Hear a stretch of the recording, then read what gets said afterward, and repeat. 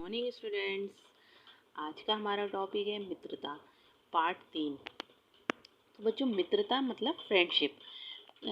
तो इस पार्ट में बच्चों हमें ये बताया गया है कि हमें किस तरह के मित्र बनाने चाहिए और हमारा मित्रों का हमारे जीवन में क्या योगदान है। तो बच्चों, आप ये ऐसा तो नहीं है कि मित्रता के बारे में आप लोग ना जानते हों, जब क्योंकि मित्र बनाने की जो चेष्टा होती है, जो चाहत होती है, वो बचपन से ही, बाल्यावस्था से ही स्टार्ट हो जाती है। आप छोटे से होते हैं तब भी आपके मित्र होते हैं, फिर आप स्कूल जाते हो, स्कूल में भी आपके फ्रेंड्स होते हैं, फिर आपके आस पड़ोस में भी मित्र होते हैं। तो बच्चों, ये जो चैप्टर जो है, ये पार्ट जो है, वो हमें ये बताता है कि हमारे जीवन में मित्र का क्या स्थान है। कि कोई व्यक्ति बिना मित्र के भी रह सकता है? अर्थात नहीं रह सकता। मित्र का चरित्र कैसा होना चाहिए, उसका हमारे जीवन पर क्या प्रभाव पड़ता है। तो वही ये जो है, ये एक निबंध है। ये जो है, इसमें इस निबंध में यही बताया गया है बच्चों। तो सबसे पहले मैं आपको बताती हूँ कि हमारी स्टार्टिंग, जो हमारी दोस्ती और जो मित्रता की शुरुआत जो होती है, तो बच्चों वो आपके बचपन से ही स्टार्ट हो जाती है। तो ये जो है, आचार्य रामचंद्र शुक्ल जो है, उन्होंने ये निबंध लिखा है। तो इसमें उन्होंने बताया कि जब हम बाल अवस्था में होते हैं, तो हमें मित्रों का चुनाव जो है, बचपन से ही हम इस चीज़ का चुनाव करने लगते हैं। क्योंकि हम आत्मनिर्भर तो होते हैं, लेकिन मित्रों के ऊपर भी निर्भर रहते हैं। तो इसके लिए वो हमें बताते हैं कि हमें किस तरह के मित्र बनाने चाहिए। हमें एक विश्वास पात्र मित्र बनाने चाहिए, ऐसे विश्वास पात्र जिस पे हम भरोसा कर सकें। और उन्होंने ये भी बताया कि विश्वास पात्र मित्र जो है, औषधि के समान है। औषधि मतलब एक दवाई के समान है।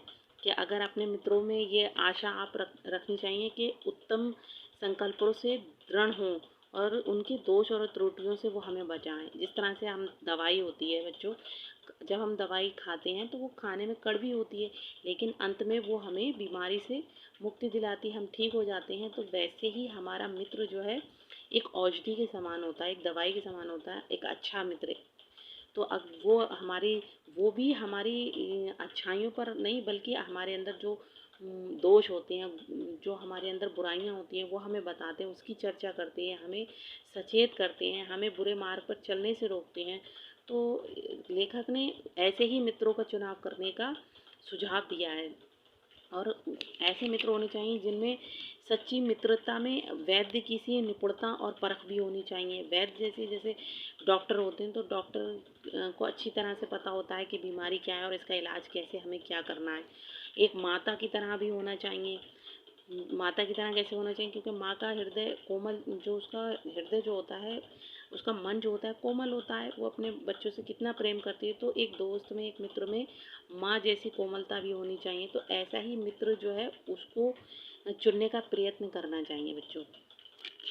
और सबसे पहले क्या होता है बच्चों, सच्चे मित्र जो होते हैं वो पथ प्रदर्शक के समान भी होने चाहिए। पथ प्रदर्शक कहते हैं जो हमें सही रास्ता दिखाए। पथ प्रदर्शक का अर्थ होता है सही रास्ता दिखाने वाला, मार्गदर्शक जो होता है उसको कहते हैं। तो हमारा मित्र जो है मार्गदर्शक होना चाहिए, जो हमें समझा सके कि हम गलत रास्ते पर हैं कि सही रास्ते पर। तो इसमें, इस पार्ट में उन्होंने मित्रता का एक उदाहरण दिया है, राम और लक्ष्मण की जोड़ी का। हालांकि दोनों भाई हैं आपस में, राम और लक्ष्मण, लेकिन वो ये बताते हैं, इनका उदाहरण इसलिए देते हैं लेखक, वो कहते हैं कि ज़रूरी नहीं है, ये आवश्यक नहीं है कि अगर दो मित्र हैं तो दोनों में समानताएं हों। हो सकता है कि एक मित्र की चॉइस अलग हो, दूसरे की अलग हो, उनमें भिन्नताएं भी हो सकती हैं।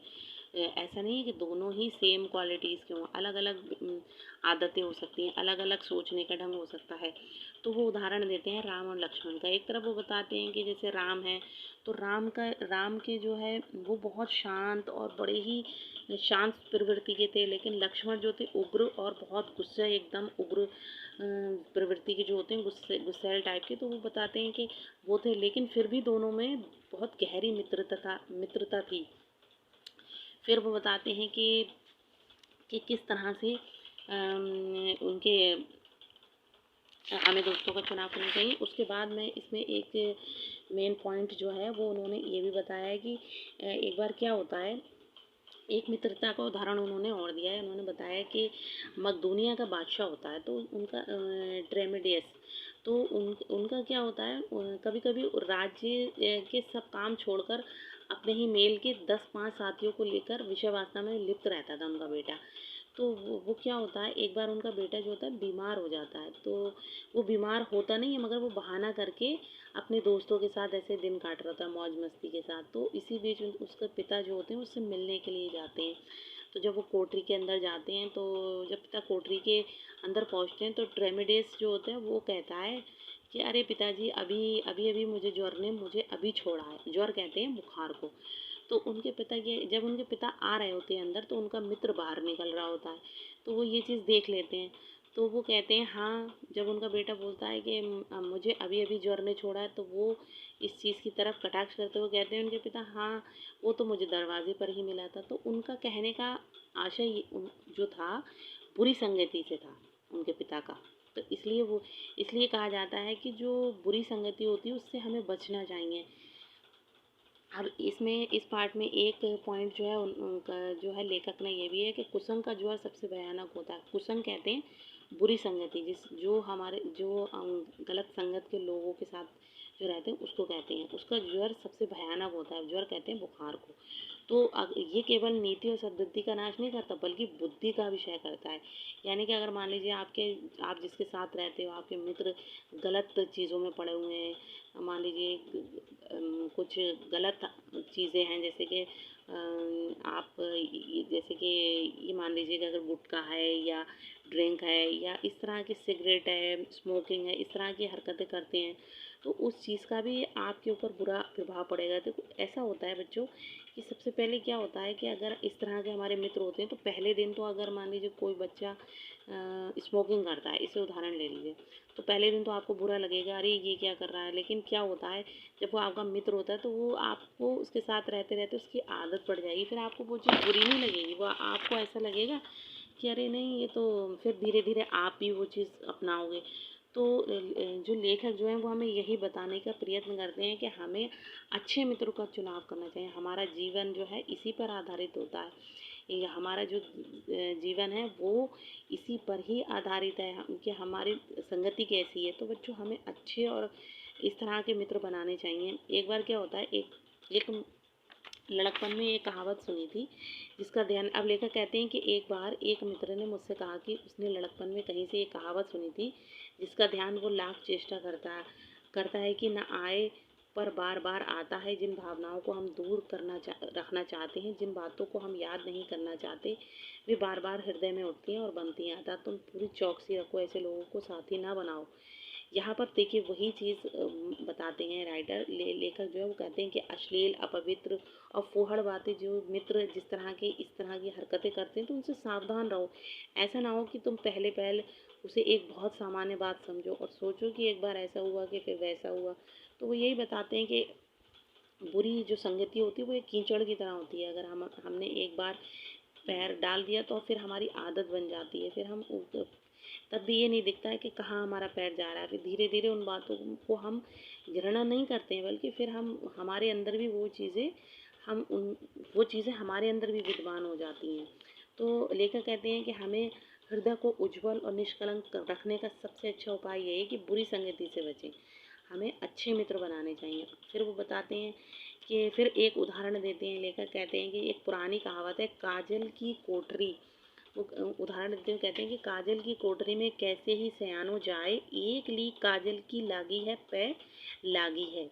इसका अर्थ बच्चों ये है कि मान लीजिए एक काजल की कोठरी, काजल कैसा होता है, काला, अगर उसकी कोई कोठरी है तो उसमें कितना भी सयाना मतलब समझदार व्यक्ति अंदर चला जाए, तो जब वो कितना भी संभाल के बाहर निकलता है तो उसके ऊपर थोड़ी सी काला कहीं ना कहीं, कैसे न कैसे तो लग ही जाएगी। तो वो इसका उदाहरण बुरी संगति की ओर करते हुए कहते हैं, उनका जो है इशारा जो है वो बुरी संगति की तरफ है। वो कहते हैं कितना भी आप उससे बचोगे, आपका जो बुरा मित्र है कितना भी बचोगे, तो थोड़ी क्वालिटी, थोड़े गुण तो आप, अब गुण हैं जो भी चीज़ें हैं वो आप उसकी ज़रूर आपके अंदर आएंगी।